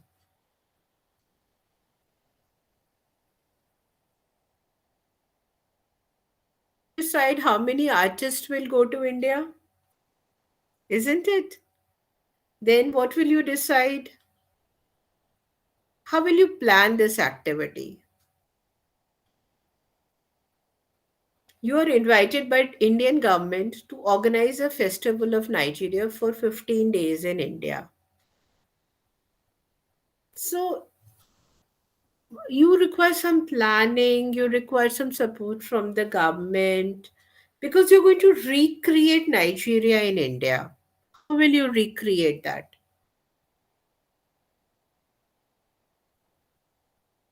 How are you going to show us your culture on our homeland? So, ma'am, first of all, I think if it is me that is responsible for this, I will try uh, to design a paper Mm. including all my planning and send it to the one uh, one body of the government who Very is good. responsible for the culture. Hmm. Like here we have in Kano, we have Hmm. History and Culture Bureau. Hmm. But since maybe it is the Indian government, Hmm. it may be federal. I mean, it may be international affairs. So that I must to relate that to the uh, National History and Culture Bureau, maybe, or office, something like that. Hmm. Very He good. to contact someone and give him the plan so that he can see the importance and the significance of doing that. Because I cannot do it all alone. Only I Very can nice. do is to give him a supportive idea that will show him the benefit and the significances. So that is what I will be doing. And maybe if I have some suggestions of the kind of club like cultural dancers, cultural activities, I mean, uh, handicraftsmen, uh, something like that. If I have some people, I can nominate them. So this is, I think, my role. Yes. Yes. Very nicely you have explained. So, if you are planning your country's festival in some other country, then first of all, you have to be very, very clear that the government supports. Now, this is an old data, 1978. First time the government of India decided to organize a festival outside India. And this festival was organized in Great Britain. And in this festival, there was a structure. You can read the structure, but the only objective of the structure is just give me a, is that there will be a conference, there will be some events, and then there is a planning associated with it. And the objective is that there was a committee that was organized, as very rightly you said, that there will be an advisory committee from India and there will be an advisory committee from Nigeria. In this case, the advisory committee was also from the US and the UK because the festival was organized in both the places, and there was a collaboration, there was an agreement, an international agreement for the festival coordination. Then there were some fundraising activities, publicity today, social media. Publicity is very important. Indian Nigerian community in India. So Festival of Nigeria organized in India means Nigerian population in India. You are going to contact them because they are staying here. So you also need a lot of support from the from the people. So that is there, and then there is a festival that takes place. And however, it's very very challenging because the participation of the locals is very important.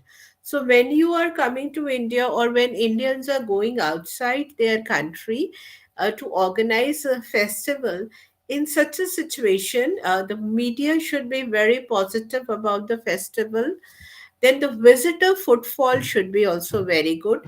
The newspapers should also give lot of coverage, because today, though we don't read much of print media, we are always on our phones only. But the newspapers are important source of information. There should be extensive reporting of such a festival, and then it should help in the publication of books. And such festivals can be organized in other parts of the uh, country also. So you can have some kind of fairs and festivals, then culture. And this festival can only be possible when we have good exhibitions, good dance shows, entertainment shows, which make this festival very very interesting. So these festivals are successful also, and many times they are failures also if there is not proper media publicity associated with it. So what you have to understand from the examination point of view is that if you are organizing a festival of a particular, you are trying to share your own country's culture through a festival, then the support of the government is very, very important. Support of your country's government and support of uh, uh, the place where you are going to organize the festival. So that support is very, very important. Festival of India, a cultural construction abroad. So you can think in the terms of the Nigerian festival, you can take up any of the Nigerian festival. And if you have to go ahead and uh, replicate or get that same festival performed in any other country of the world, it requires lot of time, it requires lot of money, permissions from the government, huge dance and music festival, cuisines of Nigeria, if it is related with your country or it is related with India. So Indian cuisine, Indian dance, Indian dress style, exhibitions, coverage by the media both in India as well as in the other countries. So this is what is the core essence, the meaning of Festival of India, a cultural construction abroad.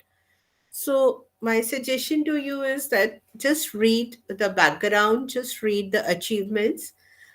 If you're attentive in the class, you have a basic idea about this festival that can be organized in any part of the world. So this is what is Festival of India, a cultural construction abroad.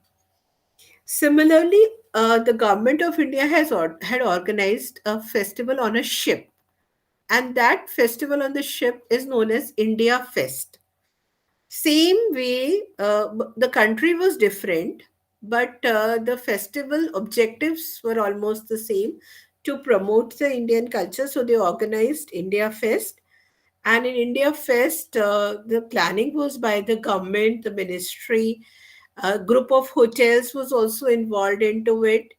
And there were number of airlines which were involved, and all this was the festival. A survey was carried out, what kind of uh, itinerary should be prepared for the festival, what kind of literature is required, how many artists will go, will there be any entrance fees for the festival or not. So first a research on this activity was conducted, and then dates were proposed. And this cruise liner MS France was taken into consideration, and on this cruise liners, this posters and brochures were distributed. We had classical and folk dances. After classical and folk dances, we had music shows, fashion shows, astrology, palmistry, yoga, magicians, photography. So number of events were organized during the India Fest, and it is similar to that of the Festival of India, where we are trying to share adventure tourism, special interest tourism. But the problem of these kind of festival is many times there are cancellations or there are some internal disturbances. If there is some internal civil disturbance, then the festival gets affected. And today we know that there are so many problems internationally that we all are going through. So organizing this festival means investing good amount of money. So when you are investing a good amount of money, then you should have very good number of people participating also for that. So both ways, it is a very much high objective oriented activity, that you must have 5,000 visitors or 10,000 visitors every day to recover the cost and the expenses associated with the festival. So it's a major process. It's not a one day activity. It is planned at least 1 year in advance. Probably for 2025, we can start planning right now, because we have to contact the tour operators. We have to get the hotels reserved, get the airlines ticket, and also a lot of cargo is involved, because if you're going to recreate the image of a country, then you need posters, banners, a lot of local material that need to be transported from your country to another country. That is also very expensive. So these activities are only done by the level of the government only, and not by private tour operators. Only when two governments they sign the memorandum and the papers, then only India Fest or Festival of India can be organized. So I hope that the concept is clear to you. Yes, ma'am, exactly. The concept is clear, but I have two or more questions. Yes, please. Uh, One is there any quantity of time for the publicity of this, uh, I mean, Nigerian Hmm. uh, culture festival? At least Is 1 year there in is, advance. is there At least. any limited time do I have to put, or it is I mean it is dynamic? No, there is no limited time, but to recover your expenses. See, the Okay. cost of organizing this festival is huge, isn't I it? mean, since we need so much people. Yes, you need so much people. You have to take care of their stay accommodation.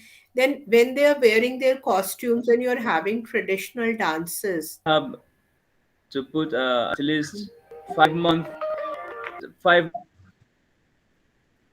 you have to put. Can we lost your connectivity? Yes, go. Nami. month, four Yes. months before. Yes, I have understood. See, it all, you are the organizer. If you are the organizer, you can have it for 21 days, you can have it for 30 days, you can have it for 15 days. So,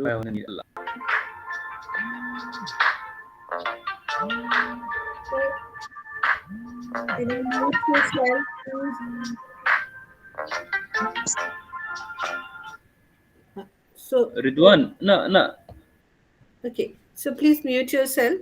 We will take up his question tomorrow because the time is over. It's almost time. Please read about India Fest and Festival of India.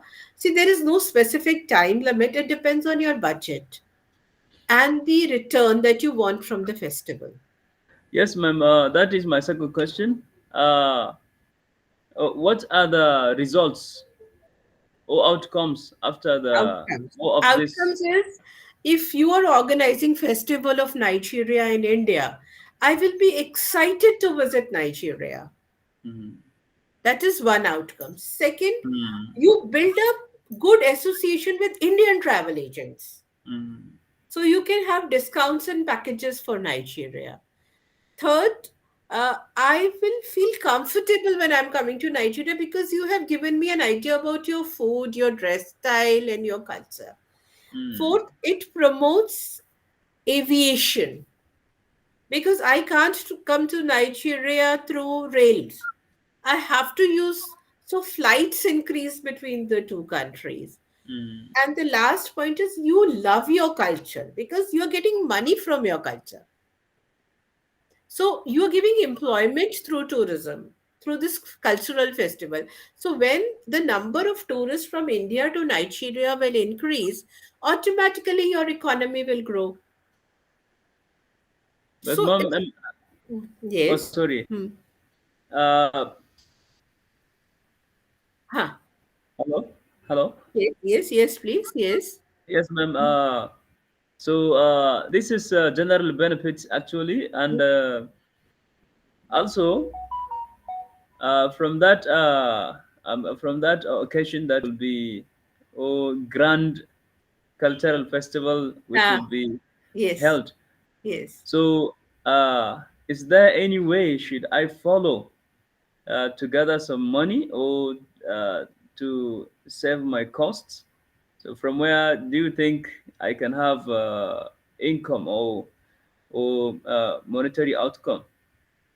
See, if you want to do it at your own level, then you should have a group of people with you. Because Mm. ultimately you will have to take the permission of Indian government and Nigerian government.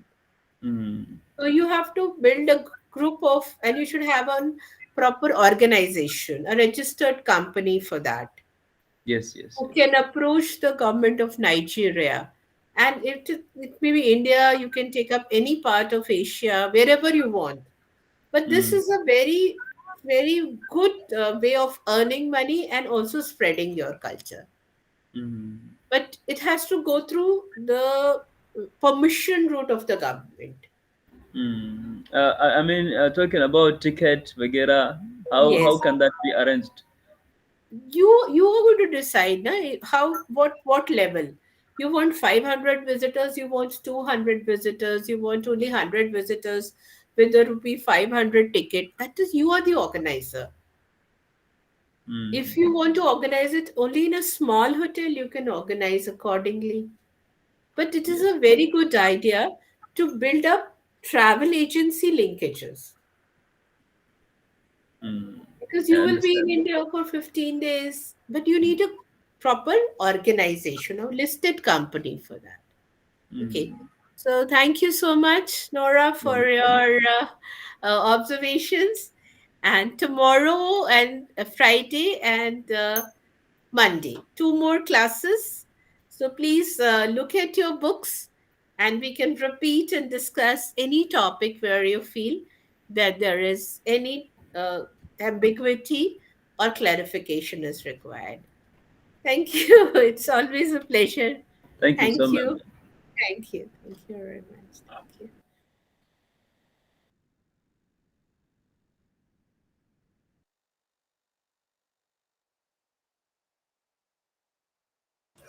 Malam Awal ina gaisuwa. Allah ta shi ga Nura. Yawwa, ai yanzu muke tare da kai. In ka samu a gurin WhatsApp da yaran. da nake so na ƙara yi na ɗaga hannu kana magana akan yadda za a yi recovering ɗin kuɗi in an yi investing misali kai as a planner in kai planning ta yaya kuɗin ka za su dawo. Shine ai Allah ta Salis. Wato abin da take magana shine tunda ba mutum ne shi kadai yayi organizing ba, tunda government agency ne aka hada karfi da karfe aka yi, to kaga sai dai ai wani committee kenan tsakanin ma'aikata wanda suka yi organizing. So ta nan ne mutum zai san abin da ya abin nan. Abin ba individually bane, ai tsakanin ƙasa da ƙasa ne. Kamar mutum zai iya ranar son business haka a wajen. A kamar za a iya ranar business haka. Salman, Ta yaya za su dawo shine magana ai. Yawwa. Wancan group WhatsApp da ke har yanzu ba a ɗora mu ba. Ba san ba ne? Wallahi har yanzu shiru mu ba mu gan mu ba. Dan a join contact ɗin a chat box. To, a sanan zan samu ka yanzu. Zanur,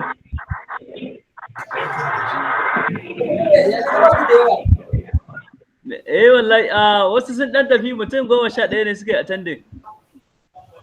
Yes, sir. What is Mutum 11 ne ma dai amma excluding mutum 2 mutum 8 kenan. Ko mutum 9 kenan afwan. So, Nakata. barkan ku dai Malam Muhammad Wakil da Sadiq Secretary da Nura Namaste. Actually, I have enjoyed your lectures. Na dan yi joining for at least 30 minutes when Nura was online and I was being able to the lectures. Amazing. So ina da wani suggestion da nake da shi. Suggestion din da nake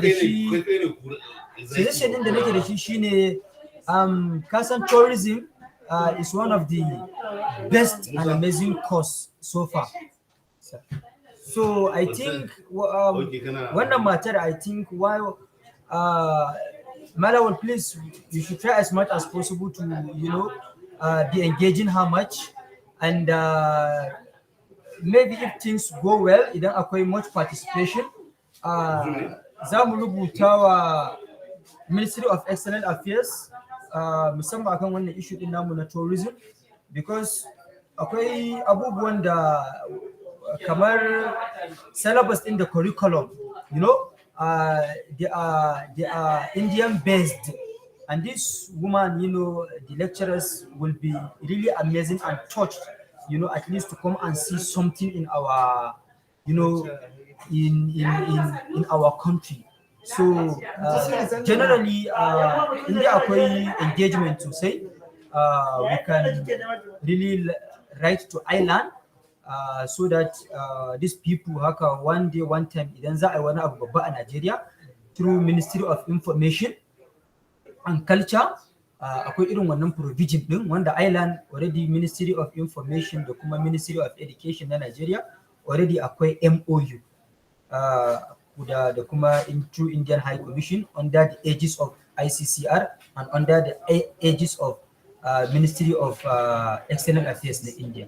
So na so me taking wannan abin into another level because a cikin waɗannan courses din gaba ɗaya, the most interesting one I have been following them all da makarantu daban-daban na Chandigarh na waye, but but honestly tourism shine wanda ya fi zama explored saboda shine kamar akwai cultural exchange a ciki, akwai culture a ciki, akwai identification na language na abubuwa na tourism wanda automatically suna taimakawa economy ya zama growth.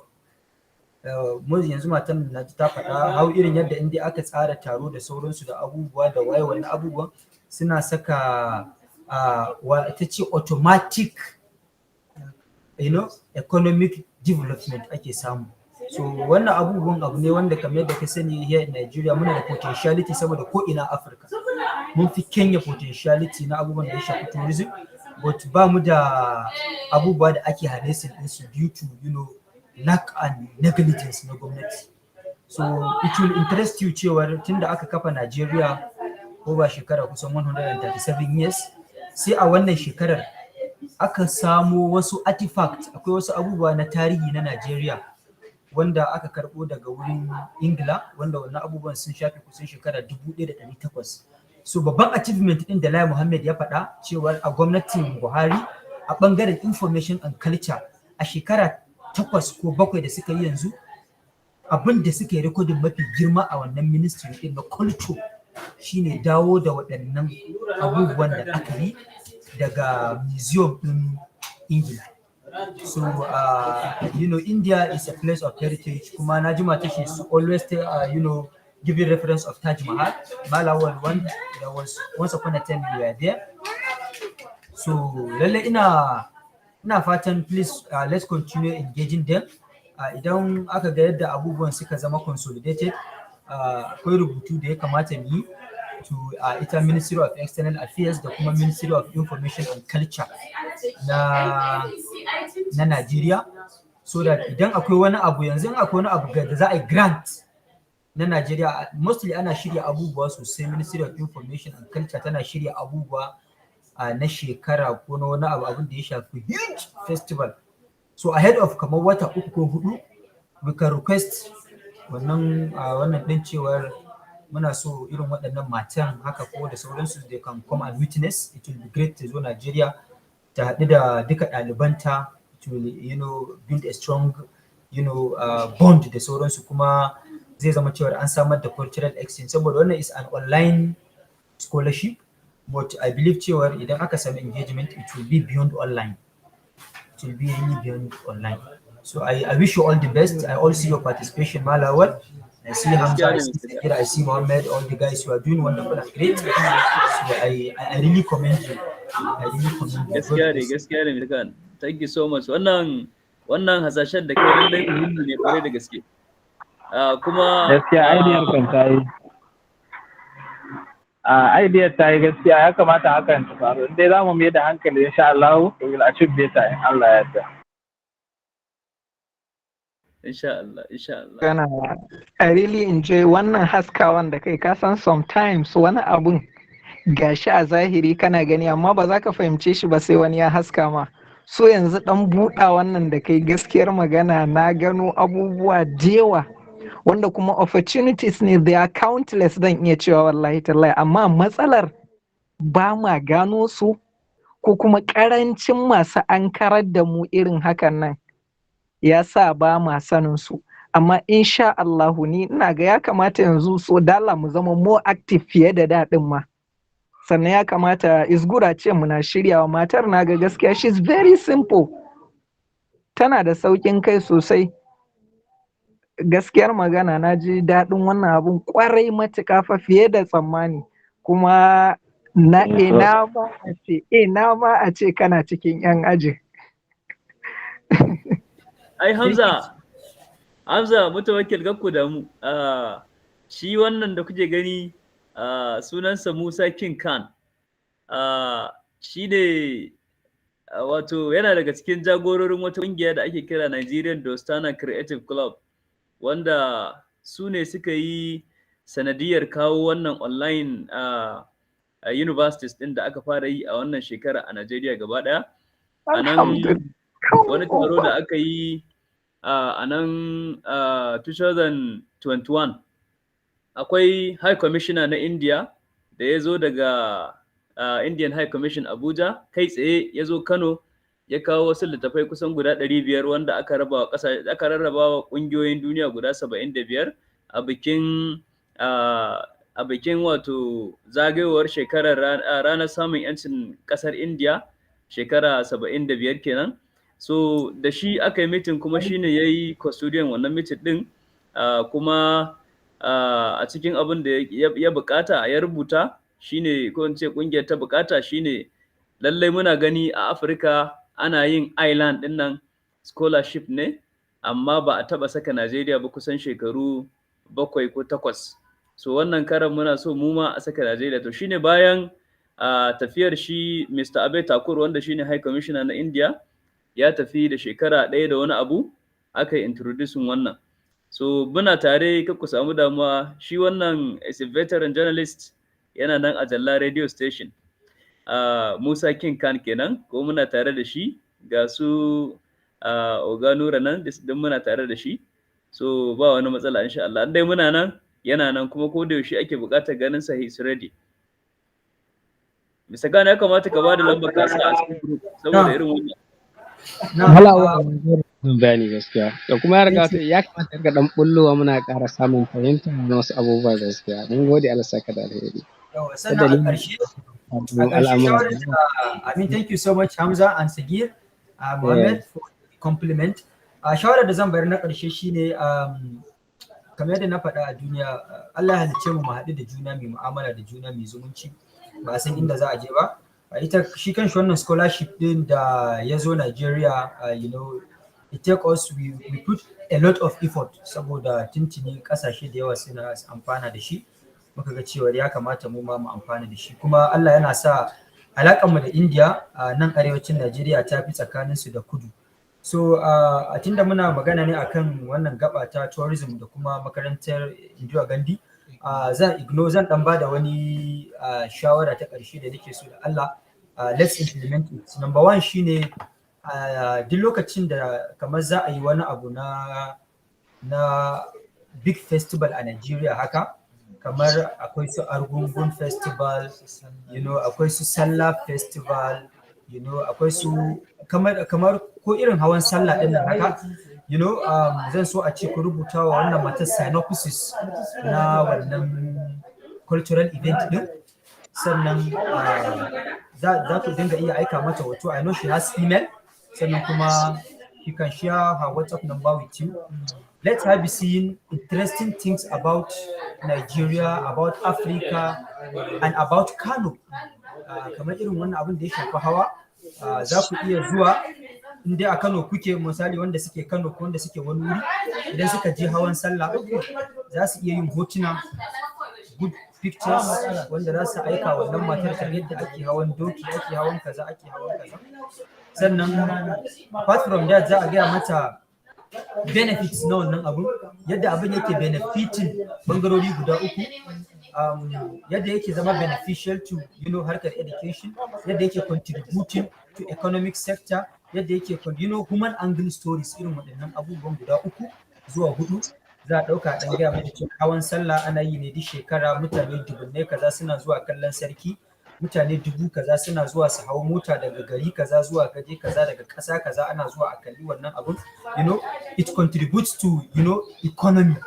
Sannan akwai kuma misali kamar social factor din, kamar mutane suna zuwa suna nishadi, suna girmama sarki, ana haɗuwa da juna, ana zumunci, ana samun network da sauransu, social contribution na wannan event din kenan. So a lot of events, akwai wanda ma ba lalle sai kamar sallah ba. I'm just setting an example.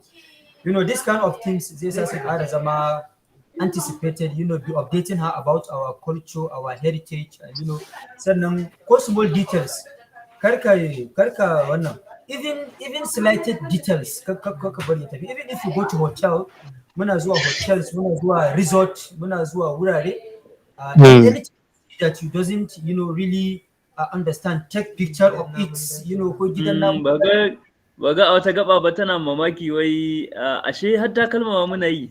Imagine. Malawar, so I think this kind of things mu zai ba mu dama ne mu compile report mai kyau, mu rubuta wasu island din, saboda yanzu magana da nake shine akwai center na island a Ministry of Education a Nigeria, so amma it is not well functional tukunna. Ina so za mu rubuta report mu gaya musu iya adadin mutanen da suka samu scholarship a Nigeria da courses din da sauransu, saboda muna so za a samar da center, saboda shi island yanzu wannan scholarship din da kuke yi, duk mutum daya a kudin India a session din ana biya masa kusan at least 50,000 rupee ne. This session 50,000 rupee abinda ake biya kenan. Malawal, kamar convert to naira how much kenan? It's 50,000 rupee every session. Kuma sai 50,000 rupee. 50,000 rupees ai sai dai kai times 5.3 na zuwa bari mu gani. 50,000 a gane times 5.30 now ai kimanin 265 kenan. So every session this is what abinda duk mutum ɗaya da ya samu wannan scholarship ɗin India take biya mushi kenan. Sannan kuma ta riga ta yi budget lokacin da aka fitar da kuɗin nan na Najeriya, an yi budget ɗin inda za a yi mana computer center, za a sa kwamfutoci guda 100, za a sa unlimited data, za a sa kaza a Ministry of Education. So ina so ita kanta wannan island center ɗin, tunda muna da mutane da yawa a Kano da suka samu scholarship da Kaduna da Gombe, ina so a kai mana wannan centers ɗin. Sometimes idan za a yi jarabawa mutum can zai je kawai, saboda yanzu idan za ku yi exams, in kuka zo exams, akwai a lot of difficulties gaskiya, saboda akwai abubuwan da za a sa ku yi uninstalling ɗinsu, akwai application da sai kun yi uninstalling ɗinsu inda za ku yi jarabawa, kuma ko motsi mutum ya yi da yawa, idan mutum ya yi zai gaya mama idan kai motsi sau 11 ko sau 15 kalan motsin da idan kai, to nan jarabawan zai ɗauke automatically, saboda ba za a ba da dama a mai practice, ko kuma kana cikin jarabawan misali ka minimizing ka je ka yi browsing ko waye, akwai abubuwan da duk sai kun yi uninstalling ɗinsu. Akwai akwai applications kamar applications na gyaran hoto, na scanner da waye, mafi akasari ana cewa su. Amma idan akwai wannan island center din, duk babu bukatar wannan, kana zuwa kana zama a computer kana saka login details ɗinka, za ka fara jarabawa ka ne kawai, ka yi ka gama ba sai an sa kai wasu abubuwa a waya waɗanda daga baya sai ka zo ka sake retrieving ko reviving ba. So amma duk wannan zai yi ne with the contribution of engagement na mutane da aka gani da sauransu. Kuma apart from online scholarship yanzu gwamnatin India za ta buɗe scholarship na undergraduate da PhD da masters. Undergraduate daga shekara 18 zuwa shekara 30, masters da PhD kuma daga shekara 18 zuwa shekara 45. It's a free scholarship. Iya ina ga courses gaba ɗaya courses guda 3 ne gwamnatin India ba ta ɗaukar nauyin su wanda wannan din shine ba ta ɗaukar MBBS, ba ta ɗaukar nursing, ba ta kuma biyan scholarship na law, saboda wannan yana cin kuɗi ƙwarai da gaske saboda practical aspect ɗin shi. So also apart from online scholarship za a buɗe portal na main scholarship wanda on 20th tun shekaran jiya aka so a buɗe, technical issues yasa ba su buɗe ba, amma ina ji on 25 ko 26 gwamnatin India za ta buɗe. Duk wanda yake da international passport kuma zai iya applying in dai bai wuce shekara 30 ba, in dai undergraduate zai nema. So akwai a lot of opportunities wanda with this kind of angle za mu kokari mu yi exploring it also. I wish you all the best. Thank you very much. Thank you very much. Yeah, it's a good Mr. Khan. Thank you. So, Thank you.